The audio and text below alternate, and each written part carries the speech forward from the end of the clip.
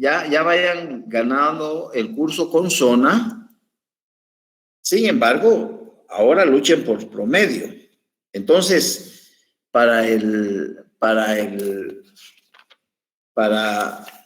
examen final, las 4 hojas de trabajo que se refieren a las leyes constitucionales, de ahí voy a sacar 15 puntos. Y los otros 15 puntos de lo visto anteriormente, ¿ya? O sea que yo ahorita ya no hay más laboratorios, ni hojas de trabajo, ni comprobaciones de lectura. En lo que respecta al contenido temático de nuestro curso de Derecho Constitucional, basta y sobra con las 620 preguntas que tengan en su texto paralelo. ¿Estamos, Fernando Rafael? Entendido, licenciado. Muchas gracias. Así es, César Augusto. El 7 de mayo, pero no lo escaneen, por favor. Ya no hay necesidad de escanearlo. Solo háganlo, eso es todo. Solo háganlo, ¿ya? Licenciado, esto último que acaba de decir que 15 puntos de lo visto anteriormente, ¿a qué se refiere con eso? Disculpe. De todos, es decir, tú sabes que en el examen final hay que preguntar de todo. Es como que si fuera un examen de retrasada, ¿ya? Ok. Pero le voy a dar la mitad del examen, de los 30 puntos, le voy a dar la mitad a las 4 hojas de trabajo, es decir, a las 4 leyes constitucionales, a la ley de emisión del pensamiento, a la ley de orden público, a la ley electoral y de partidos políticos y a la ley de amparo, extinción personal y de constitucionalidad. Es más, creo que mejor le voy a dar 20 puntos, 5 por cada ley, para que los otros 10 puntos tome de lo que hemos visto anteriormente. ¿Ya? Así, quedaría mejor así, licenciado. Sí, yo siento que es mejor, es más ecuánime. Exacto. Es más ecuánime, ¿ya? Muchas gracias, licenciado. ¿Cómo no, Ana Fidelina? Ya no, Mark Anthony, ya no hay que entregar los cuestionarios entregados. Voy a calificar sus textos paralelos, ¿ya? Pero tengo un sistema muy especial y que no me permite que ustedes se estresen, que ustedes se pongan a correr, que estén prestando a... No, eso los estresa, los enferma. No. Lo único que les pido es cumplan, háganlos. Ya no hay que escanear los textos paralelos. ¿Ya? No, ya sí, desde antes de la Semana Santa, quizás, ¿ya? Desde antes de la Semana Santa, yo dije que por favor no escanearan nada. Yo les iba a dar la noticia. Y eso me lo pueden confirmar tus compañeros, pero nada. Yo les voy a decir cómo se va a entregar, cómo se va a calificar, ¿ya? Lo que tienen que hacer es tener completito su texto paralelo, punto. Eso, ya si eso es bueno, ahí ya estás bien. ¿Ya? Muy bien, excelente.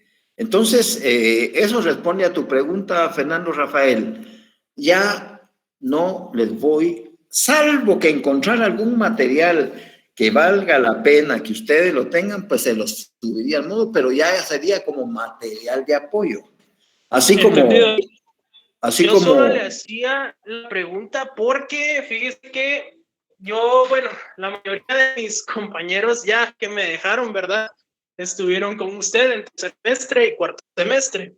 Me indicaban que usted les dejó hasta el tercer parcial lo que eran laboratorios, ¿verdad? Entonces, como dijo, ya se acabó, mejor quiero salir de la duda, ¿verdad? Entonces, correcto. No. Ahorita solo tienen todo este mes de abril aquellas compañeras o compañeros que por X, Y, Z motivo no estén al día. Lo ideal para mí a estas alturas del partido es que ustedes ya estén casi terminando de trasladar las preguntas de las hojas de trabajo. Para mí sería lo ideal, que ya fueran por la comprobación, la hoja de trabajo 3 o 4, ya casi finalizándola. ¿Para qué? Porque tienen que comenzar a estudiar lo que va a ser objeto del segundo parcial. Y la idea es, bueno, si podemos sacar los 30 puntos, hagámoslo. Pero y si no, pues no bajemos de 25. Ese es el reto para cada uno de ustedes. No bajar de 25. ¿Por qué? Porque eso me va a dar un respiro enorme para recibir el final tranquilo. Ya solo voy a pensar en promedio. Ya solo pienso en elevar mi promedio, que esa sería pues ya.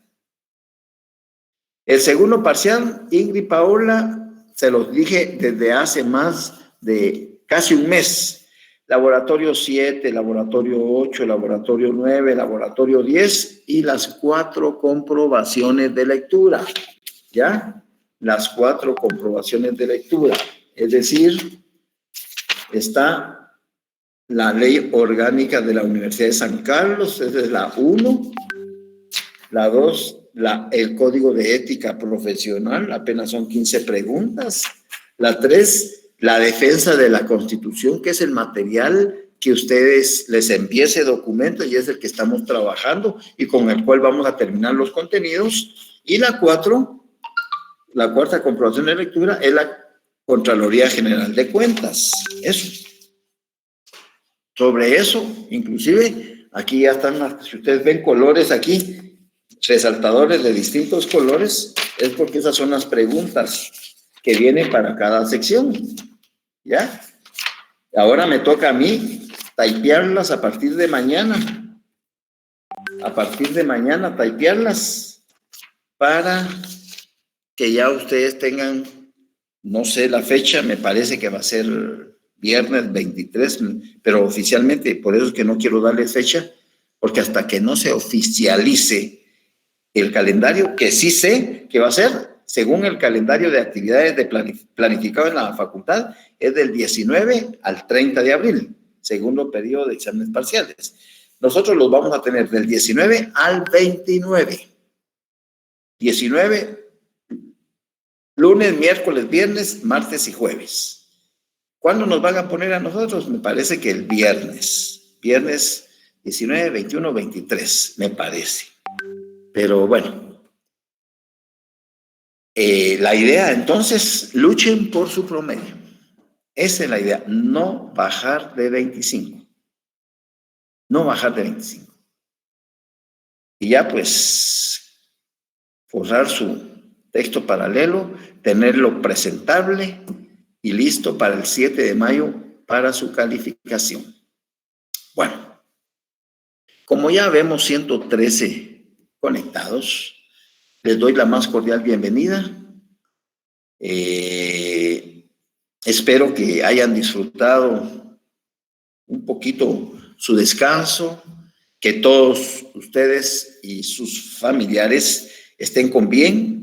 Sigamos igual manteniendo nuestras mínimas referencias de higiene, de distanciamiento.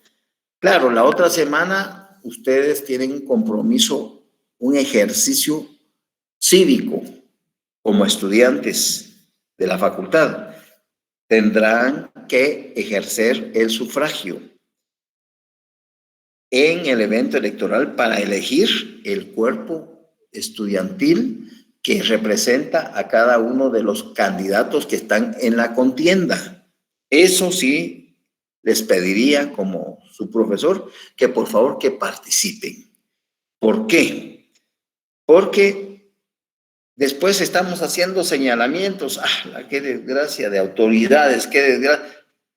Pero si no participamos, no tenemos por qué estar haciendo señalamientos. Y si queremos que la facultad por lo menos salga de ese hoyo en que se encuentra metida, porque es un hoyo profundo en cual, y en 4 años no va a ser suficiente sacarla. En 4 años, imposible.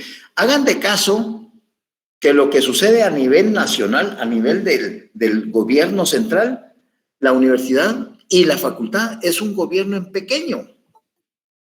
Y toda la carroña, toda la corrupción, toda la cooptación que podamos meterle y que ya está de nosotros, es decir, de ustedes como estudiantes, que elijan un cuerpo, va a depender o se sigue hundiendo o por lo menos, ¿ya? O por lo menos medio se mantiene a flote. Ya ustedes están en capacidad de investigar qué ha pasado en estos años en la facultad y cómo las fuerzas oscuras, las manos peludas, se han ido empoderando de los puestos claves dentro de la universidad, no solo de la facultad, dentro de la Universidad de San Carlos, al extremo que lamentablemente el personero de la universidad, nuestro rector magnífico, se encuentra guardando prisión. Y un representante, el doctor Estuardo Gales, como representante de los profesores de la facultad, guardando prisión. Y otros que andan fugados porque no los han capturado. Eso es vergonzoso, que en la propia facultad de Derecho pasen esas cosas. Es vergonzoso.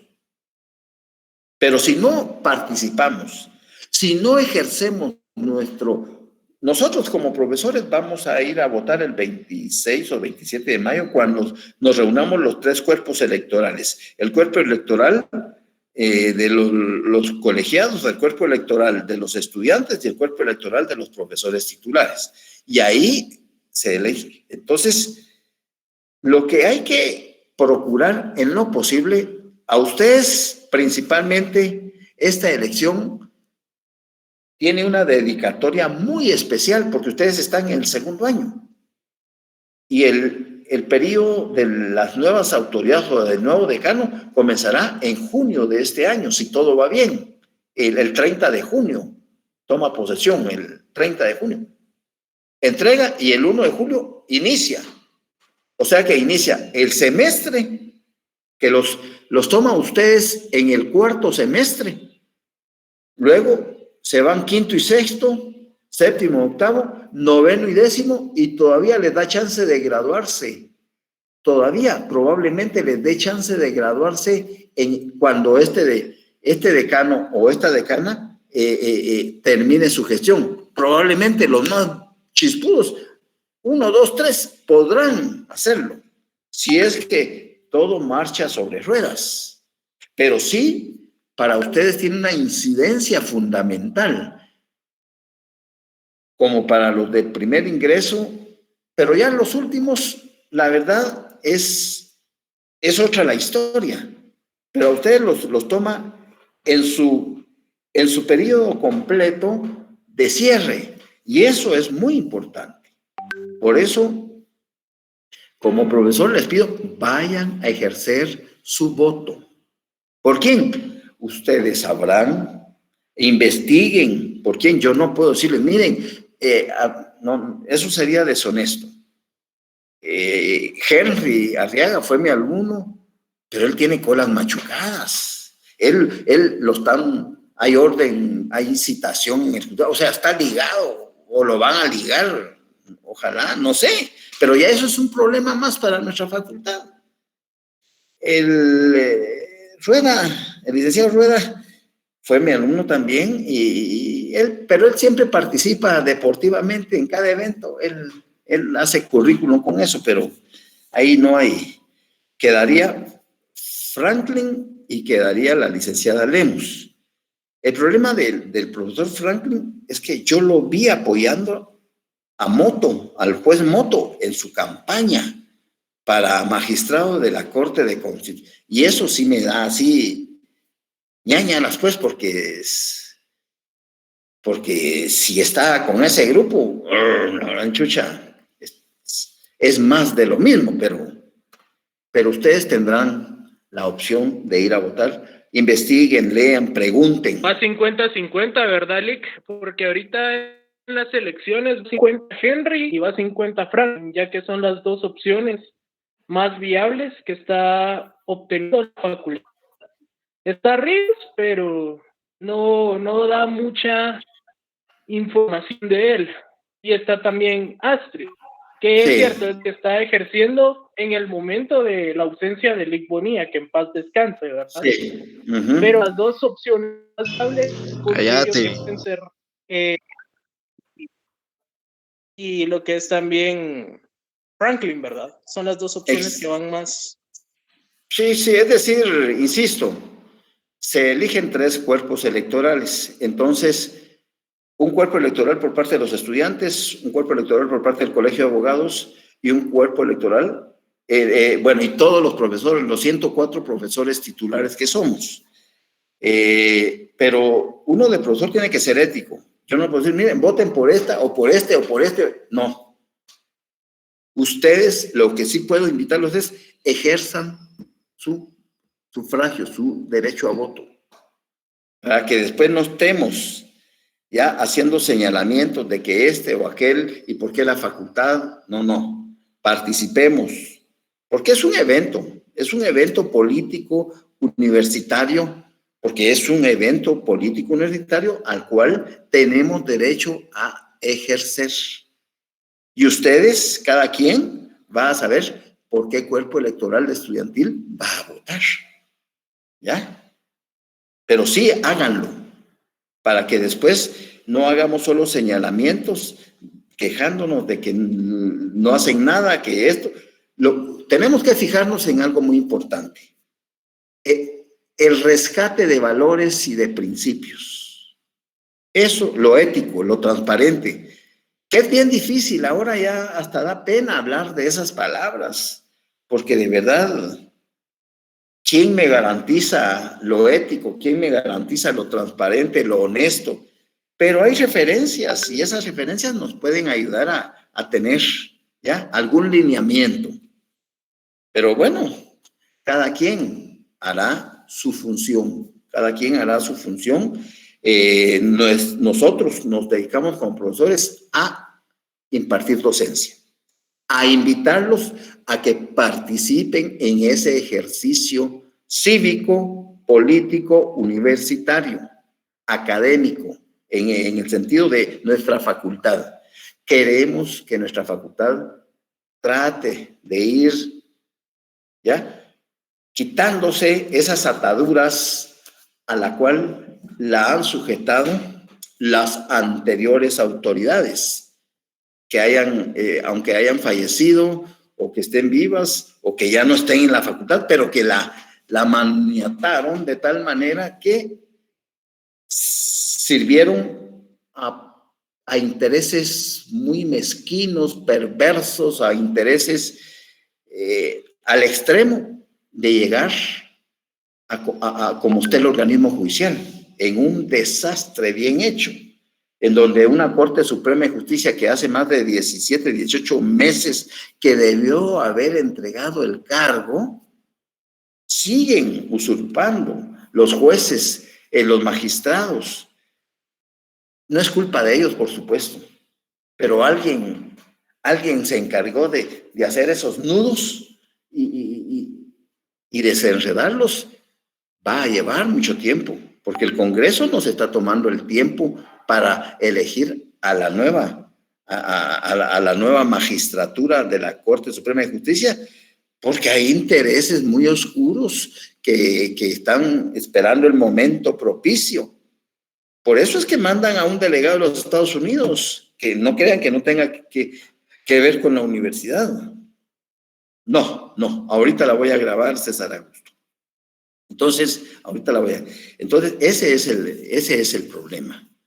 Ese es el problema, que también nuestra facultad y nuestra universidad fue cooptada. Ellos tendrán que demostrar su inocencia a través de un proceso donde el derecho a la legítima defensa y al debido proceso no les sea menoscabado en la más mínima intención. Pero eso va para largo, pues. Eso va para largo. Entonces, mientras tanto, es cierto, asumió ahorita como rector, me parece, el decano de medicina, pero realmente no es la cabeza representativa que se eligió en su momento oportuno. ¿Estamos en crisis en la universidad? Sí, ya de hace rato estamos en crisis. Esperemos que poco a poco vayamos, porque fácil es hacer leña del árbol caído, pero ya se había vuelto una manía y una costumbre que casi como que una cueva de ¿cómo se llama? El de los 40 ladrones, Alí Baba y los 40 ladrones, ¿verdad? Por ahí va la cosa. Bueno, vamos a grabar. Así es de que ya por lo menos creí que íbamos a llegar a los 198 estudiantes que llegamos en la I.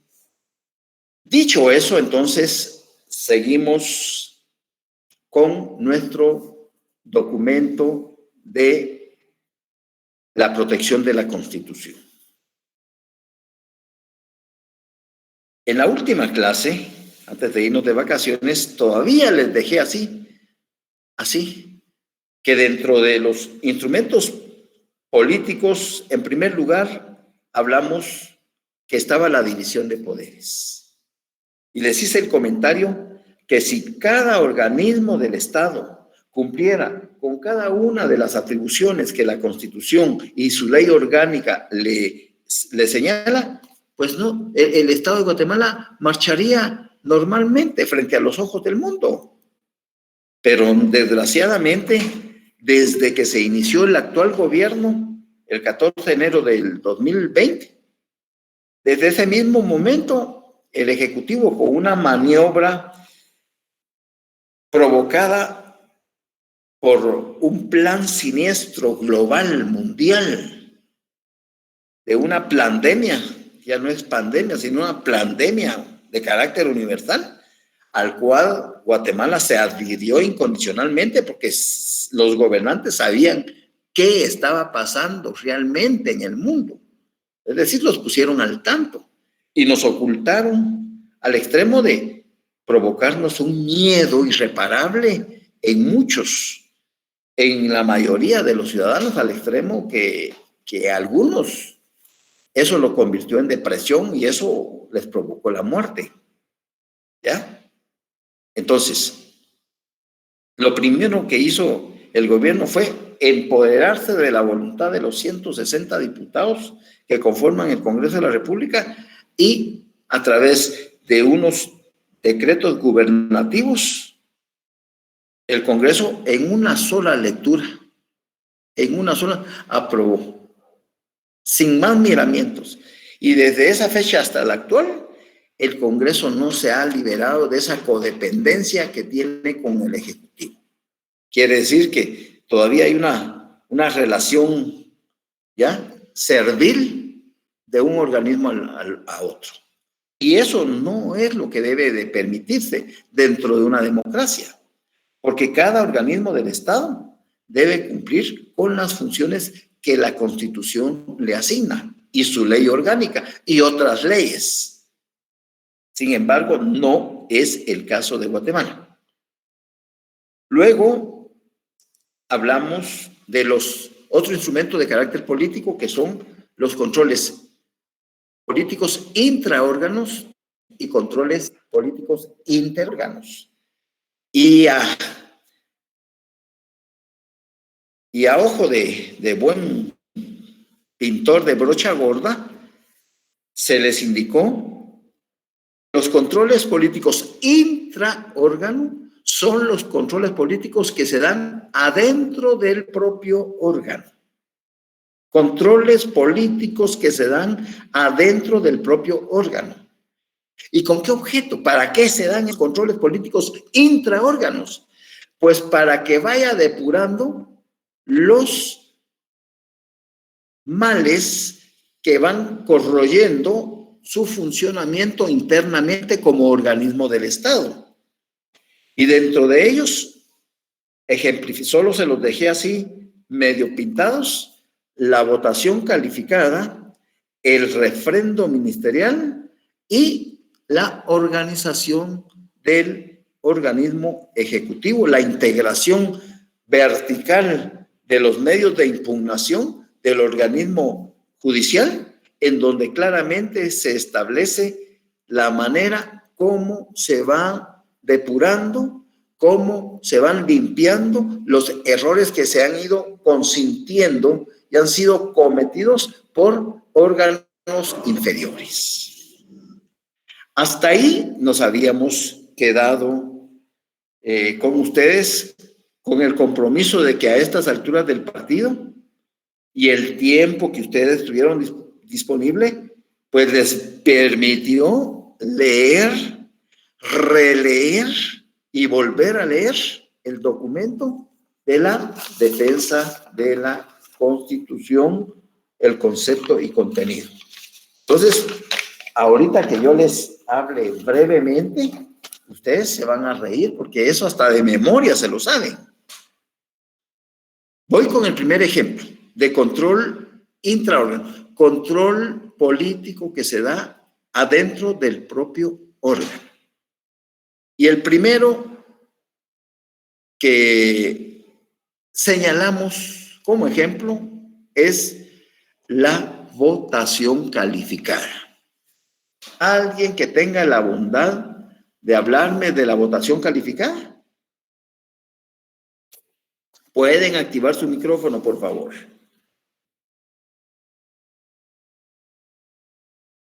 Habemos 114 estudiantes. ¿Quién se anima? ¿Quién se anima a hablarme de lo que es el control intraórgano denominado votación calificada? A ver. Cuando el Congreso se aprueba por las 2/3 partes de los diputados, licenciado. Armando, no es eso. Tienes, aprovechando, Arnold, ¿tienes a mano el documento de la defensa de la Constitución? Sí, licenciado, lo tengo aquí a mano. Muy bien. Pues,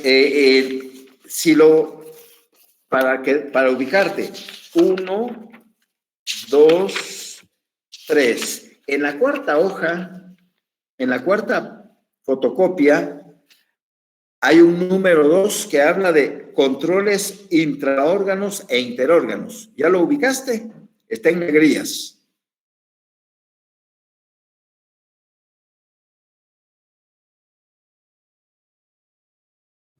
Sí, licenciado. Muy bien. Leen ese primer párrafo, por favor.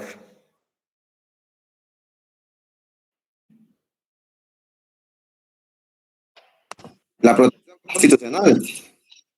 El número 2, que dice controles intraórganos e interórganos. Léeme ese primer párrafo, por favor. Dentro del juego del poder entre los distintos órganos que cooperan en el proceso de gobierno, se han creado instituciones de control. Algunas funciones dentro del propio órgano y otras entre diversos órganos. Karl Lowenstein fue el que creó esas teorías, un pensador alemán, quien formula este esquema. Sigue. Quien formula este esquema lo llama controles intraórganos. Por ejemplo, y te pasas a la siguiente hoja. Bicameralismo. Ahí, párate ahí. Votaciones calificadas. Sí, pero un momentito, Arnold. No les hablé del bicameralismo como ejemplo de control intraórgano, porque acá en Guatemala no existe el bicameralismo. Te puedo preguntar, Arnold Armando, ¿qué es bicameralismo?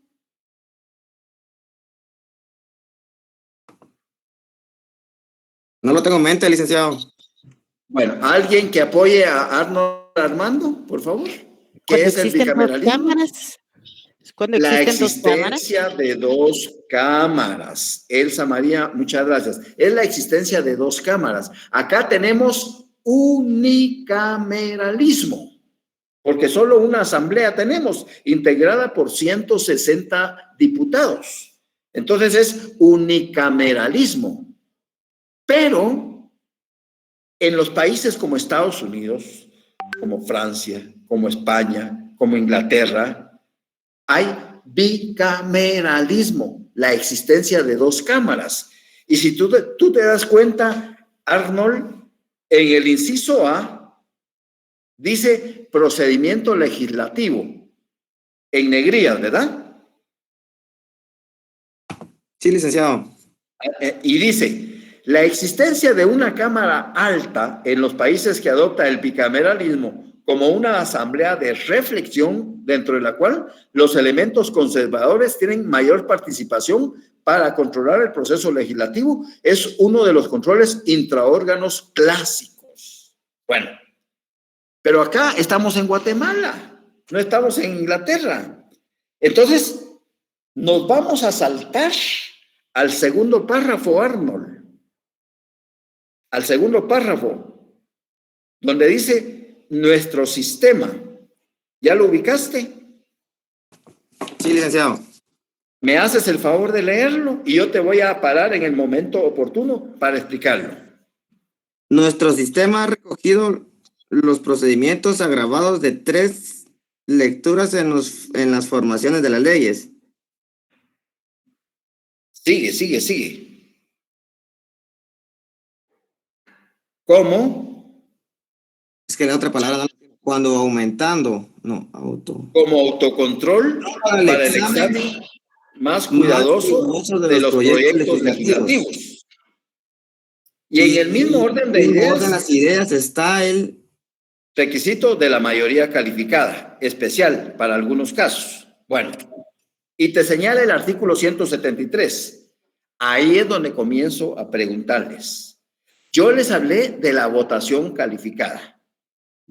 ¿En qué consiste la votación calificada? Arnold Armando ya participó, Elsa. Alguien que quisiera participar tiene el uso de la palabra. ¿En qué consiste la votación calificada, Ana Fidelina?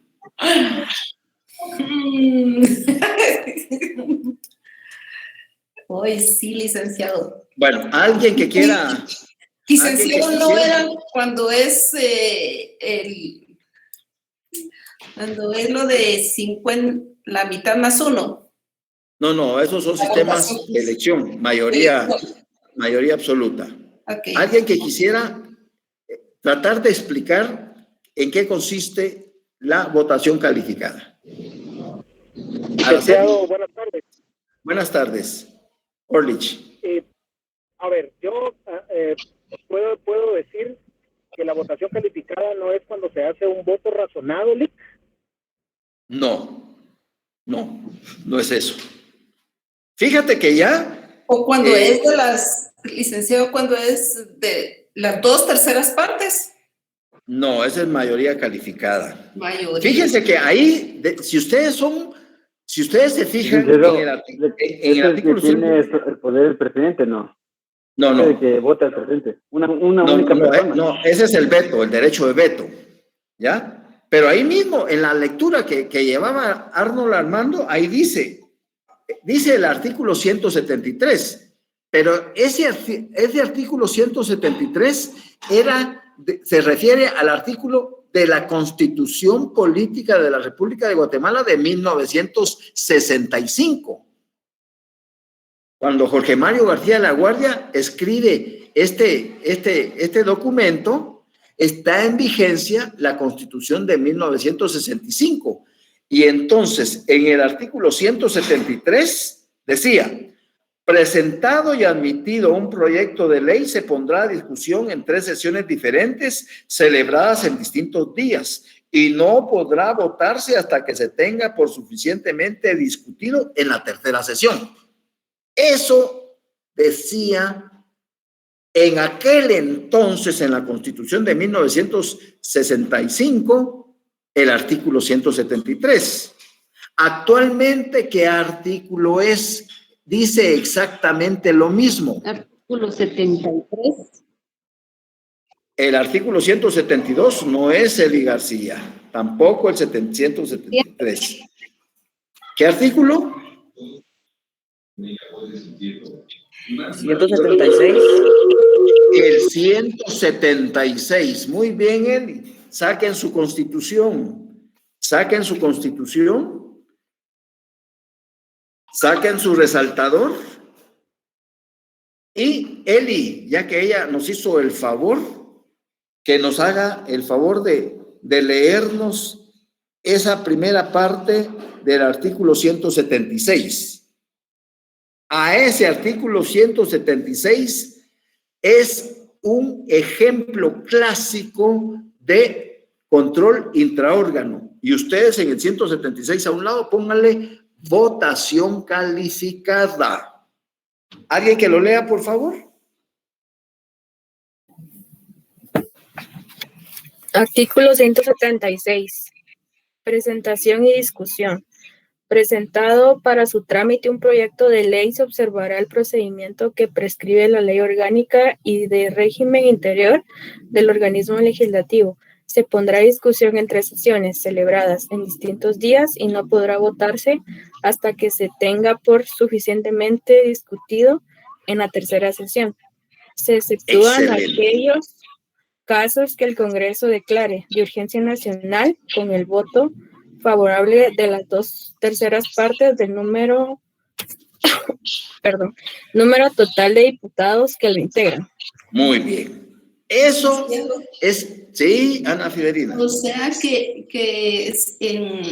hay una nueva propuesta, y entonces cuando en esa propuesta se tienen que hacer 3 tipos de sesiones.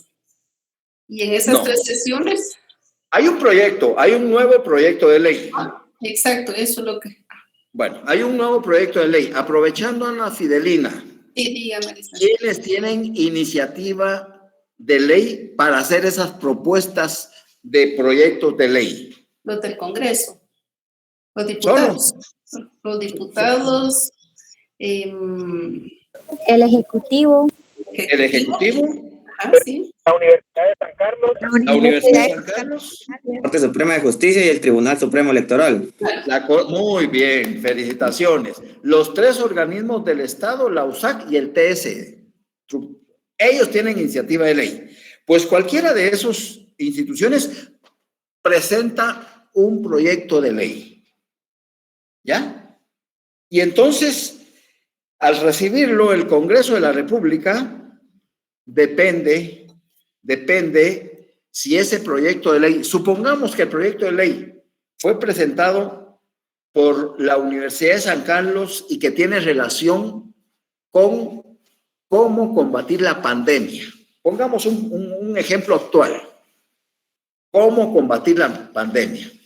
Entonces, el Congreso, al recibir ese proyecto de ley, lo envía a la Comisión de Salud del Congreso. Porque ustedes saben que en el Congreso hay más de 28 comisiones.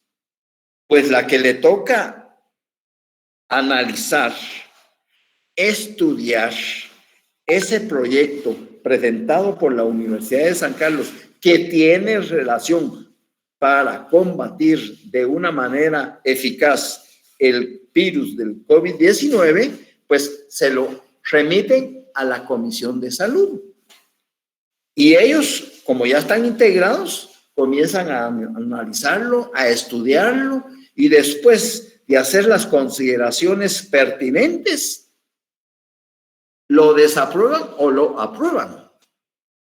Si lo aprueban y están de acuerdo con la propuesta que se hace, ya informan al Pleno de que efectivamente es de vital importancia el proyecto, que habría que darle la cobertura necesaria, habría que trabajarla y pedir las consultas a los distintos órganos que están involucrados en el mismo, a las autoridades universitarias para que vayan a ampliar más el marco macro del proyecto y bla, bla, bla, bla. Y ese proyecto, con el tiempo,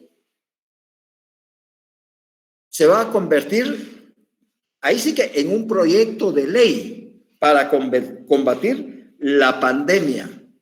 para la población guatemalteca. Y se hace el articulado en una primera lectura. Se hacen, por decirle algo, 50 artículos. Y por supuesto que esos artículos tienen muchas deficiencias, que esos artículos tienen muchos errores, que esos artículos conllevan una serie de inconstitucionalidades y de irregularidades, pero ya se hizo. Ya se hizo y se aprobó en una primera lectura. Luego se fija, puede ser dentro de un mes, dentro de 2 meses, dentro de 5 meses, dentro de un año. Es cuestión de quien lleva a su cargo el proceso ese de creación de esa ley y se fija para el mes de febrero del 2022, la segunda lectura.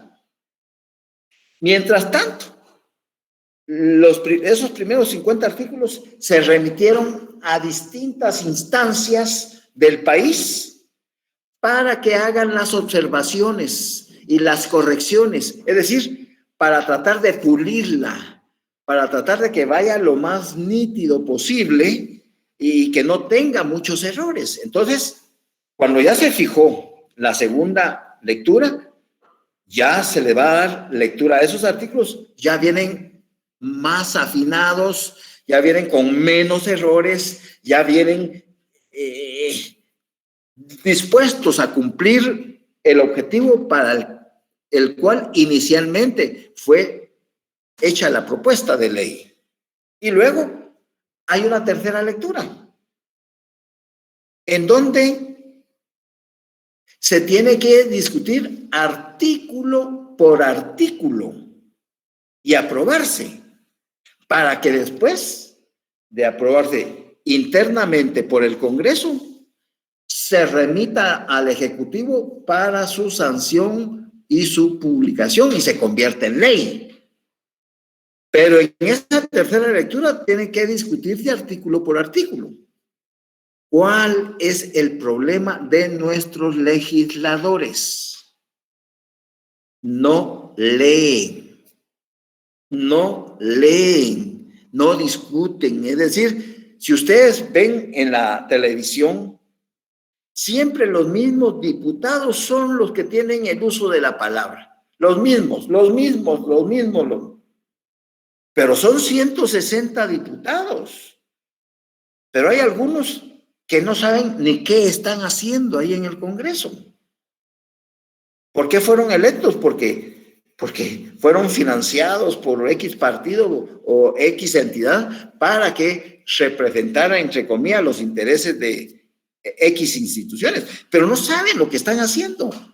Y ellos solo, en una entrevista que un periodista le hizo a un diputado, mire, ¿y usted por qué aprobó esa ley? ¿Usted la leyó? Pues no, yo no la leí. Bueno, entonces, ¿por qué levantó la mano? Porque aquí la costumbre es levantar la mano y darse por aprobado. Y entonces el problema es ese.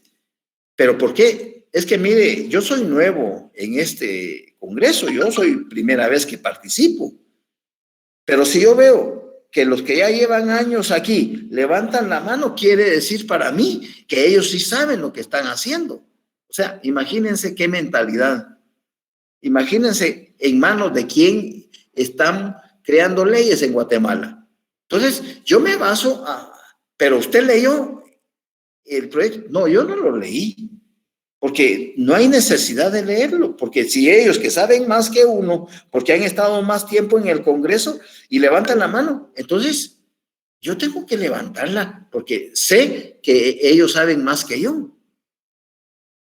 Imagínense un diputado al Congreso. Y eso salió en la televisión, más de alguno de ustedes lo vio. Entonces, ¿cómo es posible? Sí, las 3 lecturas, esa votación calificada, ese procedimiento de autocontrol político es para ir depurando los errores que han sido consentidos o cometidos en la primera lectura o en la segunda lectura. Y en la tercera lectura, que es la discusión de artículo por artículo, aquí en Guatemala no se acostumbra a hacer eso. Aquí solo se le votan por bancadas y si el presidente de la bancada le dice, mucha, levante, y todo el mundo levanta la mano y no están enterados ni siquiera de cuál es el contenido de la ley. Ese es nuestro verdadero problema, que no hay una verdadera discusión en cuanto a la aprobación de los proyectos de ley. Por eso es que cuando llegan el Ejecutivo, uno, o los veta el Ejecutivo, o los sanciona y los publica, pero inmediatamente ahí vienen las inconstitucionalidades. ¿Por qué? Porque en el Ejecutivo tampoco hay un grupo de asesores especialistas que van a pensar que esta ley va a ser motivo de inconstitución. ¿Y qué les importa? Lo que a ellos les importa son las estadísticas, así como el Ministerio Público, ¿no? Entre más condenados hayan, el Ministerio Público está trabajando bien, aunque estos condenados sean inocentes, porque se les vedó el derecho a la legítima defensa y al debido proceso, porque no tuvieron los medios económicos para pagar los honorarios de un buen profesional del derecho. Esa es nuestra triste realidad. Y ese mecanismo de autocontrol es lo que se denomina votación calificada. Artículo 176. Y en el último párrafo que leyó Rosy Noriega, cuando dice, se exceptúan aquellos casos que el Congreso declare de urgencia nacional con el voto favorable de las 2/3 partes del número total de diputados que lo integran. Imagínense que cuando comenzó la pandemia, lo primero que hizo el presidente, emitir una serie de acuerdos gubernativos, el 7, el 8, el 9, el 10, el 11, el 12, 2020, y remitirlos al Congreso, y el Congreso en una sola lectura los aprobó. Y de ahí comenzaron a desembuchar 30,000 millones de dólares, 5,000, 7,000, o sea, repartieron la piñata. Y apenas no llevaba ni siquiera 2 meses de gobierno el presidente. Ese es verdaderamente el problema que le afecta a Guatemala, que nuestras autoridades no tienen claro, no tienen una visión, no hay un programa, una planificación de vida en cuanto a qué objetivos se van a cumplir. Aquí, que van a dedicarse a ayudar a los más necesitados, eso es una falacia, eso es una mentira, eso es un engaño. Siempre la ayuda llegó a los afiliados de los partidos políticos, pero a las grandes comunidades donde realmente necesitaban esa ayuda jamás llegó. Vean lo que está pasando con el volcán de Pacaya, y Dios no lo quiera. Si sigue con ese flujo de lava y todas esos lugares como el Patrocinio, el Rodeo y otros, y si sigue avanzando, la gente tendrá que ver hacia dónde hay, porque con redes los va a tener 15 días en unas, se me fue el nombre ahorita, en unos, bueno, se me fue, donde los van a... ¿Albergues, dice ya? Sí, albergues, en unos albergues, por unos 15 días, y de ahí se olvidan. Y mientras tanto, bueno, este presidente no es como Jimmy, que él estaba pensando contratar a todos los camiones de mixto listo para que vayan a echar el cemento ahí y taparan el cráter del volcán de Pacaya. Ese no llegó, por lo menos este no ha llegado a esos extremos. Pero Jimmy sí lo dijo públicamente, ¿verdad? Entonces, ese es un problema de carácter nacional. ¿Y qué está haciendo el gobierno por esa gente? No puede hacer nada. Ya cafetales, ya aguacatales, la lava va a 50, 60 metros avanzando. Y esa tierra después es infértil. Infértil, ¿por qué? Porque ahí queda roca volcánica. Eso no sirve para nada. ¿Ya? Entonces, ¿qué pasan con esas familias? ¿Qué pasan con sus inversiones, sus construcciones? Tendrán necesidad de ir a invadir alguna finca, y de preferencia una finca nacional. Ahí cerca está una parte de práctica de la facultad de veterinaria y de agronomía por Palín, y es capaz que van a ocupar esos terrenos. ¿Y quién va a defender a la universidad? Ese es el problema. No hay solución a problemas. Claro, este es un fenómeno natural que no podemos contra él, pues. No podemos contra él. Esto no es provocado. Esto es ya un fenómeno natural, pero que sí, el gobierno ya debería tener un plan A, B y C por cualquiera de los eventos que pudieran a un mes, a 2 meses, a 3 meses presentarse y plantearle a la población con ayuda de los alcaldes. Para eso están los consejos regionales de desarrollo, para tratar de ver cómo colaborar o cómo sugerir, pero todos callados la boca, ¿ya? Pero la prensa sí vende ese sensacionalismo y la gente yéndose a meter ahí, filmando y, no, hombre. Aquí hay que tratar de solucionar ese problema, pero no sé de qué manera se les ocurre a ustedes. Así funcionan las leyes en el país. ¿Les quedó claro lo que es la votación calificada? Pregunto. Sí, licenciado, todo claro. Muy bien. Sí, licenciado, todo claro. Bueno, entonces nos vemos el día viernes, si Dios nos presta la vida.